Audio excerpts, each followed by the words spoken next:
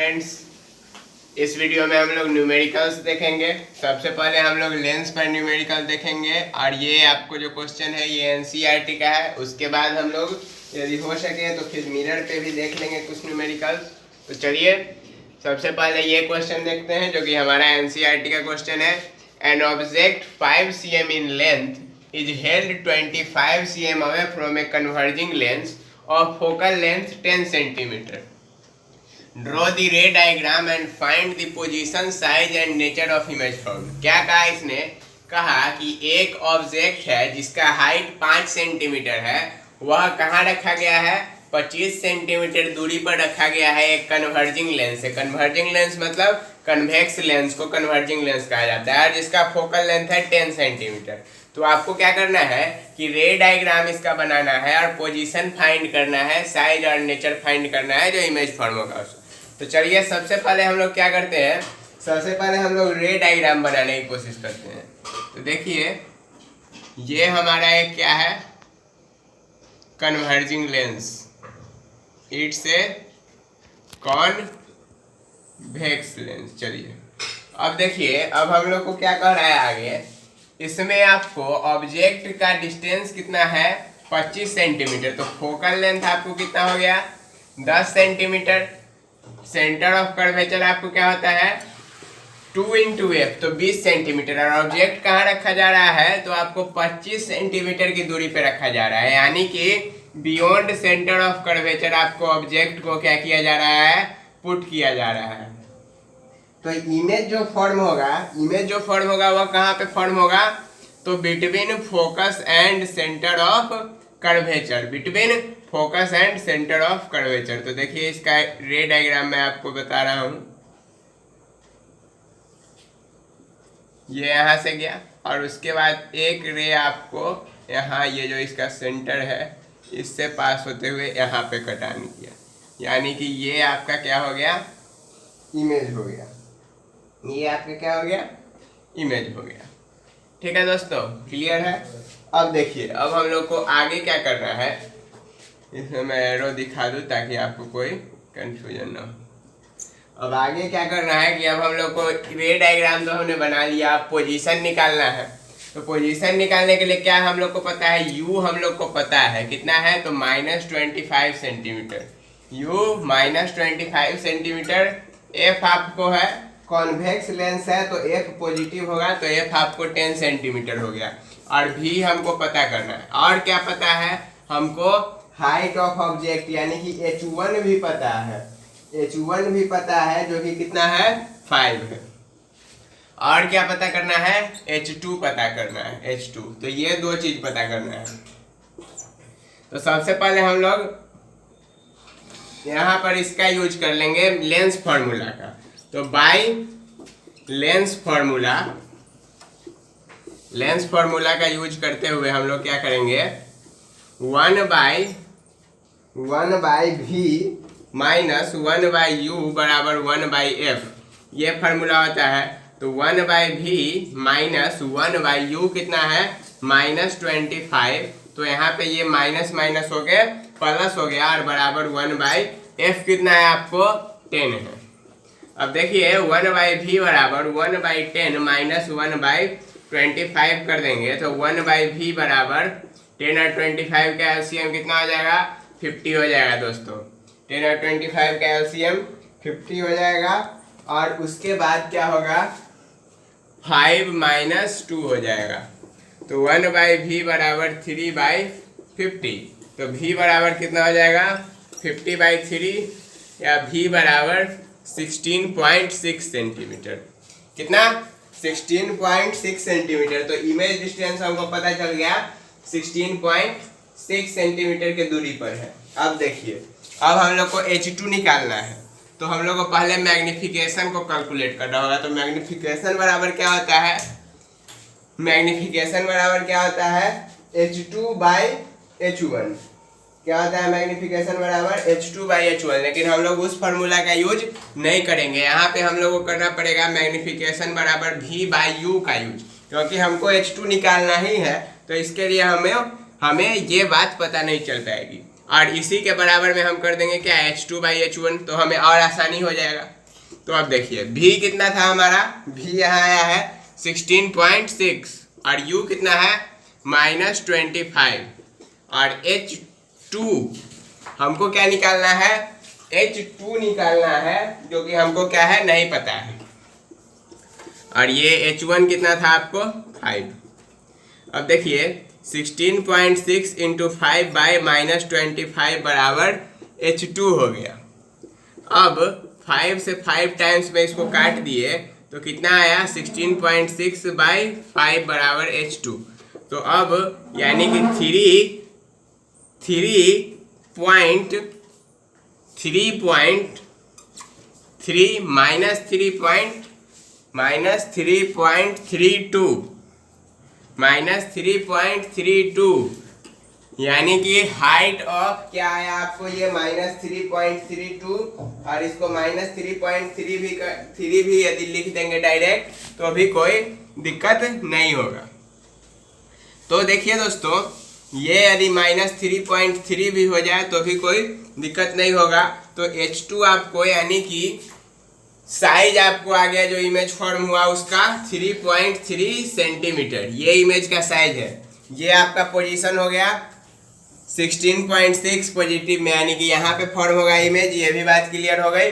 और देखिए अब नेचर, तो नेचर जो है कन्वर्जिंग मिरर है, कन्वर्जिंग मिरर है और इमेज जो फॉर्म हो रहा है ये आप खुद देख लीजिए, उल्टा इमेज फॉर्म हो रहा है।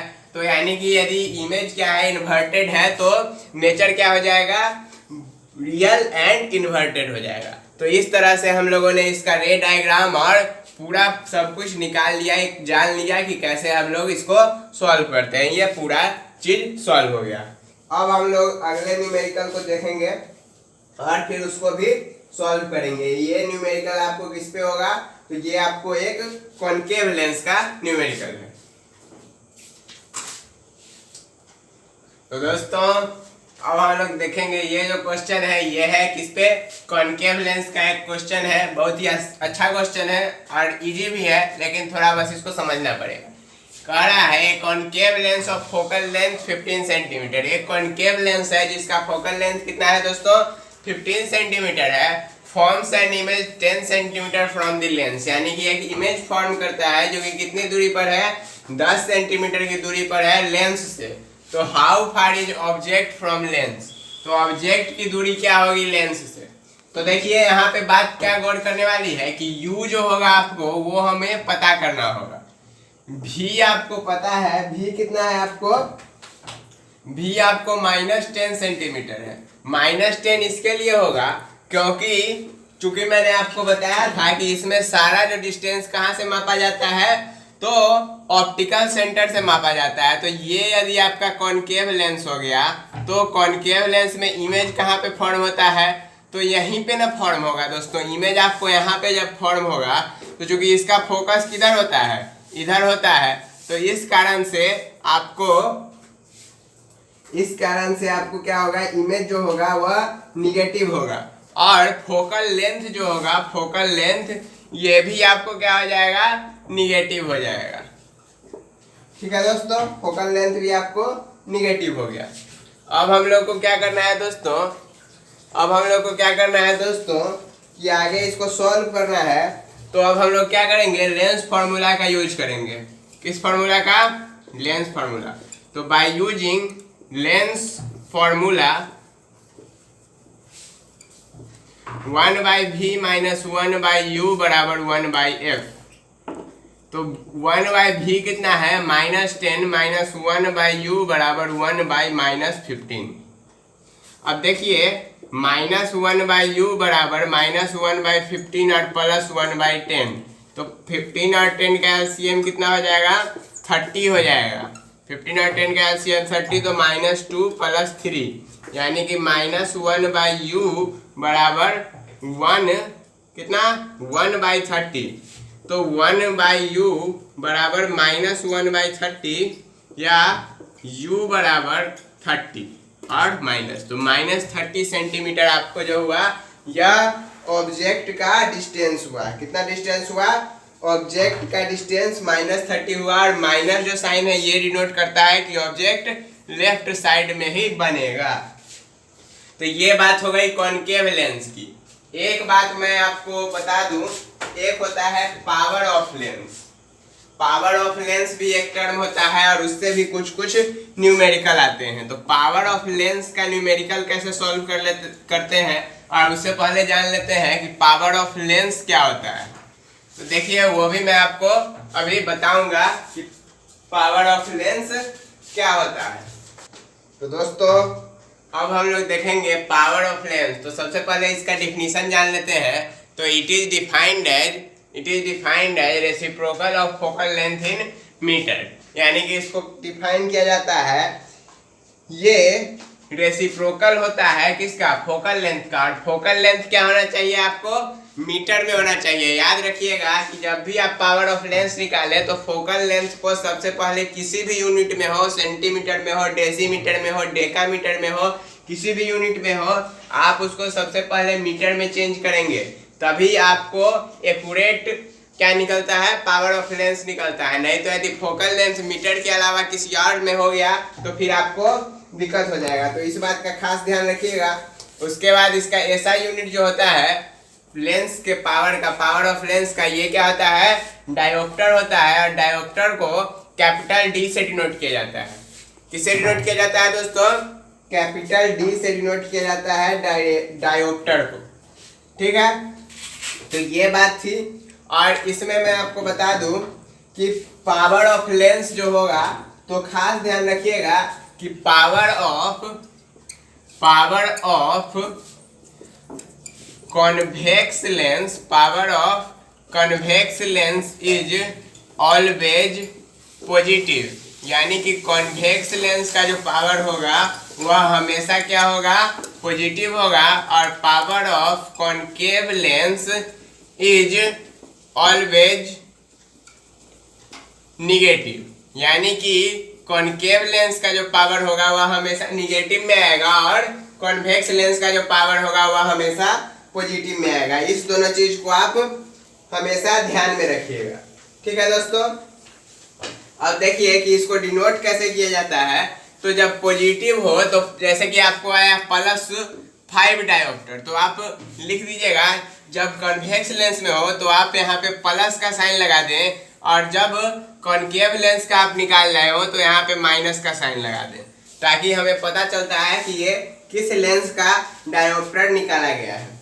ठीक है दोस्तों, तो चलिए अब इसका एक क्वेश्चन देख लेते हैं।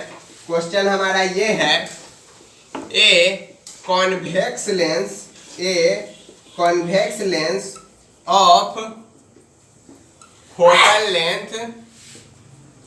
Focal length 10 centimetre, what is it's power. यानी कि एक कॉनकेव लेंस है, कॉनकेव नहीं, कॉन्वेक्स लेंस है, और जिसका फोकल लेंथ कितना है, 10 सेंटीमीटर है। तो इसका पावर क्या होगा। तो इसमें मैंने आपको बताया था कि पावर ऑफ लेंस क्या होता है, रेसिप्रोकल होता है फोकल लेंथ के। तो पावर ऑफ लेंस बराबर 1/f होता है। पावर ऑफ लेंस का फॉर्मूला क्या होता है, 1/f होता है। इस बात को ध्यान में रखिएगा। तो देखिए अब हम लोग को क्या करना है, मैंने आपको बताया था फोकल लेंथ हमेशा क्या होना चाहिए, मीटर में होना चाहिए।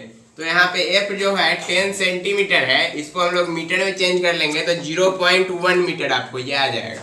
10 सेंटीमीटर को मीटर में चेंज करेंगे तो 0.1 मीटर आएगा। और उसके बाद आपको क्या निकालना है, पावर निकालना है। तो पावर निकालने के लिए आप क्या करेंगे, 1/f करेंगे, यानी कि 1/0.1 कर देंगे, 1/0.1। तो ये पॉइंट कैंसिल आउट हो जाएगा और ऊपर क्या हो जाएगा, 0 लग जाएगा पॉइंट हटाने के लिए। तो 10 ये हो गया 10 डायोप्टर। अब ये कॉन्वेक्स लेंस है तो इसके लिए इसके आगे प्लस का साइन लग जाएगा।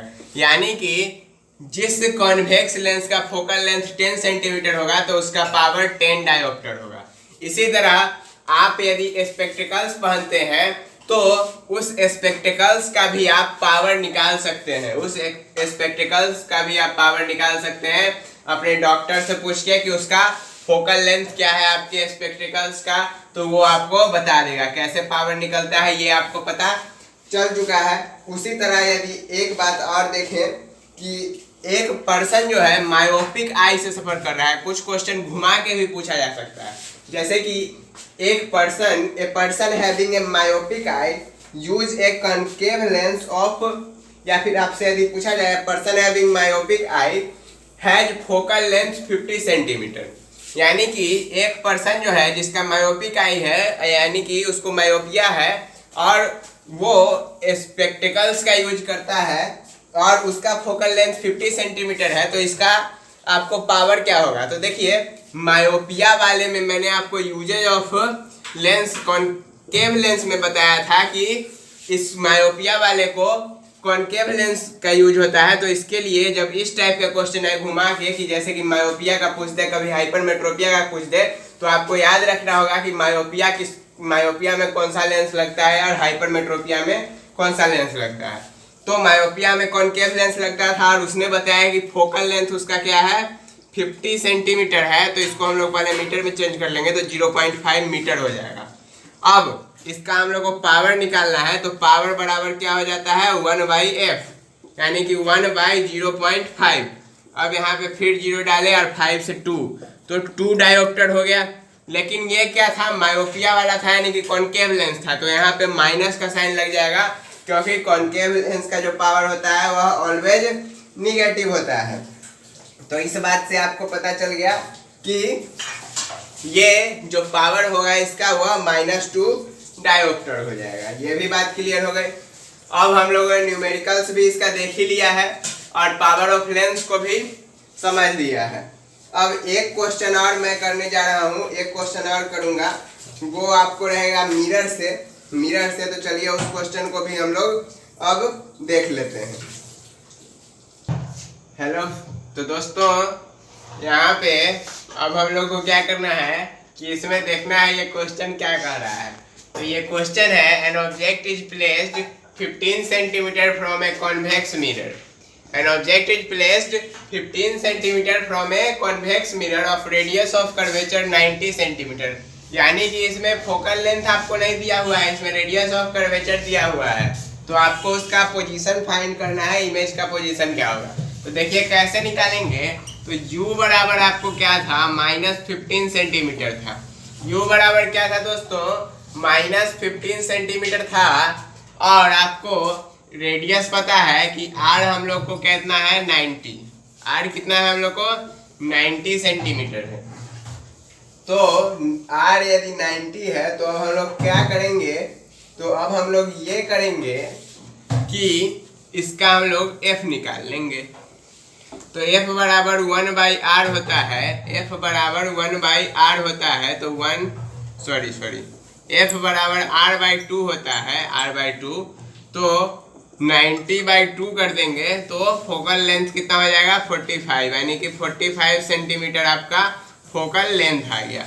अब हम लोग को f भी पता चल चुका है, u भी पता चल चुका है और v निकालना है। तो मिरर फार्मूला का यूज करेंगे, 1/v + 1/u बराबर 1/f। अब इसी को सॉल्व कर देंगे तो 1/v बराबर नहीं पहले लिखते हैं, +1/u कितना था, तो आपको 15 था, तो -1/15 कर देते हैं यहाँ पे, और बराबर 1/f कितना आ गया 45 आ गया। f कितना आ गया आपको दोस्तों 1/45, 1/f हो गया। तो 1/v, तो चूंकि ये माइनस में है, उधर जाके क्या हो जाएगा, उधर जाके आपको प्लस में हो जाएगा, उधर जाके क्या हो जाएगा प्लस में। तो 1/45 + 1/15, तो 1/v बराबर अब 45 हो गया यहाँ, 1 + 3, या 1/v बराबर 4/45। तो क्या हो गया कि v बराबर 45/4, तो v बराबर 45 को 4 से डिवाइड दिए तो 11.25 सेंटीमीटर आया। आपको कितना आया 11.25 सेंटीमीटर। तो ये क्वेश्चन आप देखें, कभी कभी क्वेश्चन डायरेक्ट फोकल लेंथ नहीं देके रेडियस ऑफ कर्वेचर भी दे देता है, उसी तरह यदि इसमें आपको कहा जाए कि आप इसका मैग्निफिकेशन निकालिए तो आप कैसे निकालेंगे। यदि आपको कोई कहे कि इस क्वेश्चन में आप और एक चीज ऐड कर दीजिए कि मैग्निफिकेशन भी इसका कैलकुलेट कर लीजिए, तो आप कैसे करेंगे। तो देखिए मैंने आपको मैग्निफिकेशन का एक और फॉर्मूला बताया था -v/u। ये क्या था, ये मिरर था, वो लेंस था, तो इसके लिए लेंस में मैग्निफिकेशन का फॉर्मूला होता था सिर्फ v/u और मिरर में -v/u। तो देखिए v कितना है आपको 11.25 यानी कि -11.25 और बाई अब ये -15 है, माइनस कितना 15। अब देखिए 1100 कितना आ गया 25/1500, तो इसको जब डिवाइड करेंगे तो 0.75 ये आपका मैग्निफिकेशन हो गया। क्या हो गया 0.75, ये आपका क्या हो गया मैग्निफिकेशन हो गया। ठीक है दोस्तों, तो इस तरह से हम लोग इस टाइप के क्वेश्चंस को, अलग अलग टाइप के न्यूमेरिकल्स को सॉल्व कर सकते हैं। बहुत तरीके होते हैं, बहुत अलग अलग टाइप्स के न्यूमेरिकल्स आपसे पूछे जा सकते हैं। तो दोस्तों आज हमारा ये जो लाइट चैप्टर है ये पूरा खत्म हो गया न्यूमेरिकल्स के साथ। अब हम लोग अगले वीडियो में नए टॉपिक के साथ मिलेंगे। नया टॉपिक किसी भी पार्टिकुलर सब्जेक्ट का हो सकता है, जैसे केमिस्ट्री, बायोफिजिक्स। तो अब इंतजार कीजिए अगले वीडियो का, और तब तक के लिए मुझे दीजिए इजाजत। आज के लिए इतना ही, धन्यवाद।